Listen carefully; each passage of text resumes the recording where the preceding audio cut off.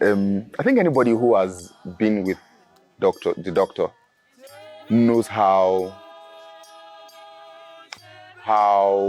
passionate and how vast he is concerning the art, concerning theater. He is the theater person. He's the theater artist. He's a beautiful man. And when we started this, to be very honest, his brilliance could lead to some sort of how will I say it? Should I say intimidation or fear from students? Students just naturally want to keep their calm around him because it's just a man you respect. It's just a man you want to listen to when he's talking. And so when it came, from the first rehearsal, I think he's the only lecturer that does that. From the first rehearsal, he had come and he had told us this was how this rehearsal was going to go. This was how this was going to go. We are supposed to be in this rehearsal. Okay, you're supposed to come by this time. So everybody was on their toes already. And when his impact on my character was, he had he had directed the play before, and for a director of his stature, I think he had some personal connection with the writer already. So he probably understood the play more than we self when we started. When the student director, my classmate, Precious Rashidi, when both of us were working, Dr. Awosanmi would come and infuse, he could infuse a thing as little as this. But that little thing changed the whole paradigm of like our whole vision and stuff. It just changed everything. And it was just an attestation to how brilliant the man is. That's Dr. Awosanmi. He had rehearsals with us back to back. Even the overnight rehearsals where we were having, Dr. Awosanmi would be here with us. He was involved totally, and he would not sleep.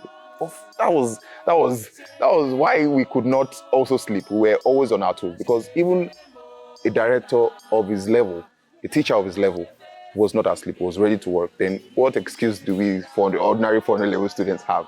So working with him was brilliant, and it was an opportunity. I will always consider it an opportunity.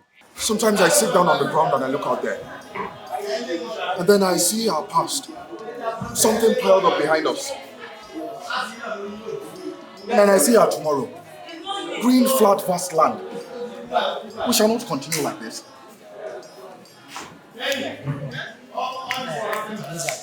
An instance where he scolded me was, I think 4 days to the production, I was still having issues with my lines, and that was one thing the doctor would not accept. A week, 2 weeks to your production, you should be on point. We should be having runs and dress and text now. But 4 days to the production, because of the other productions and departmental projects I had, it was really hard to have all my lines at that time. But 4 days to production, the director, that's Dr. Awosanmi, was already on my neck. He was like, you should have these lines. And so he was already shouting at director, why don't they have the lines? Why did they have this? And that kept us on our feet. And the next rehearsal also, we already had our lines, and which helped us during the performance. So the doctor was very hands-on.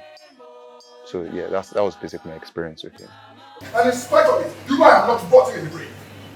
You know I am not dead for chin-up. So what is all this cracking is about?